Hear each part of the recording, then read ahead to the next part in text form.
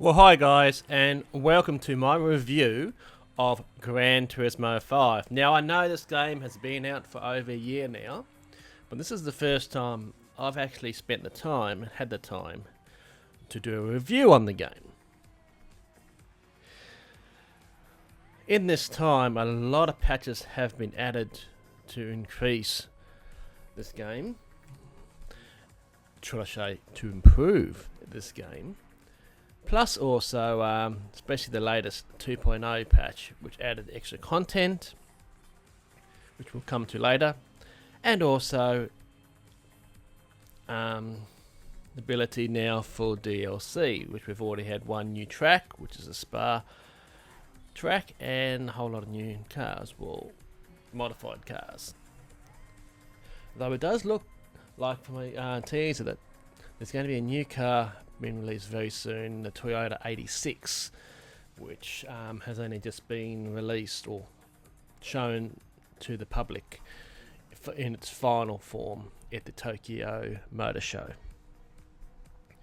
Now, Gran Turismo 5 continues a very successful franchise, which has seen just some incredible cars come to this world of Gran Turismo. What Gran Turismo 5 brings to the ball game is some of the best visuals one can get in any racing game on any platform. The car models, especially for the premium cars in this game, are basically second to none. Unfortunately, not all the cars, which are over 1,000, are premium cars. I think there's around 200, but with more coming over time, hopefully. So, but even when you load up a standard car, which unfortunately are missing a proper cockpit, but after the 2.0, they still put a shadow of a cockpit, which you can just see a steering wheel there in for all cars, which makes it a bit more enjoyable. Because me, myself, when I'm racing a sim racer, I always use the cockpit view. Now, this game has an incredible array of tracks. It's got a basic track editor, but it's not really what I would say an editor. It's more kind of a generator, and more of a random generator at that. It's got some great selection of tracks, and of course, no racing game nowadays seems to be able to be released unless it's got the Nürburgring, and I think Gran Turismo 5's version of the Nürburgring to be the best in any simulation out there. Now, I do throw around this simulation word probably a bit too much with these games, and though Gran Turismo 5 is definitely the best sim-like racing game on the market, it's still got a lot of arcade aspects to the game as well. So, to me, it's got the physics right. Let's get to the sound, which is truthfully my weakest point of this whole game.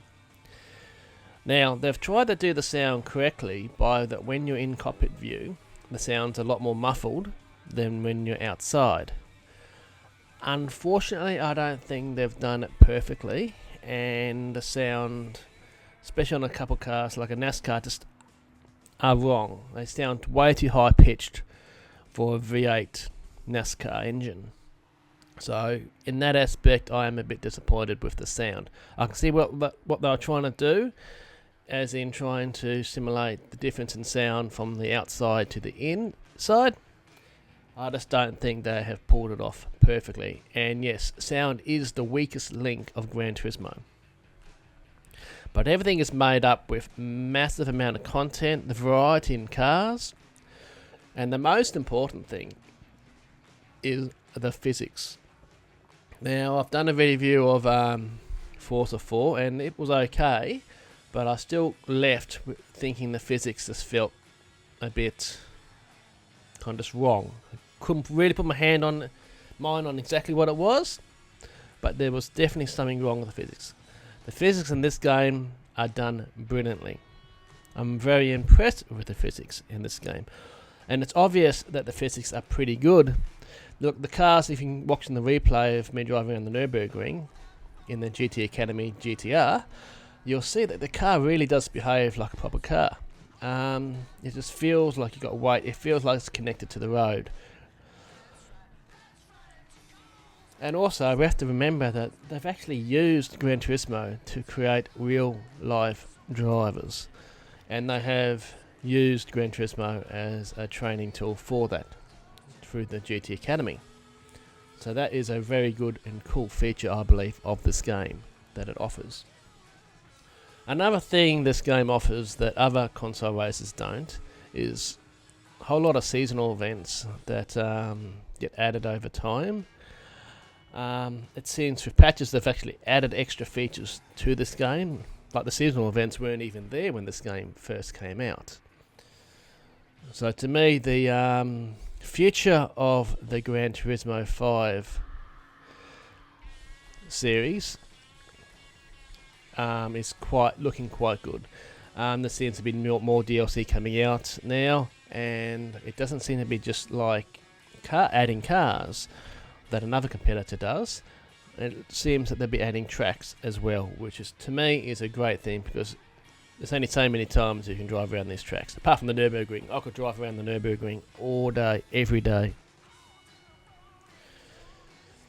So, what do I think of Gran Turismo 5 in general? To me, I think the racing is done better than others that are similar. I think the seasonal events are great. I love the physics. Disappointed with the sound. Nothing comes close to Gran Turismo when it comes to its replay feature as far as I'm concerned. And just the feel of actually racing, to me, in the Gran Turismo games is the best on consoles. But having said that, I still don't think it's a 100% sim. Physics are done really good, so that side of it's really good. Just the arcade aspects just kind of remove it from being a full-on sim. But having said that, it's still a brilliant racing game, and to me, the Gran Turismo 5 is the best racing game on the consoles. And as such, I give Gran Turismo 5 a 9.7 out of 10. Thanks for watching.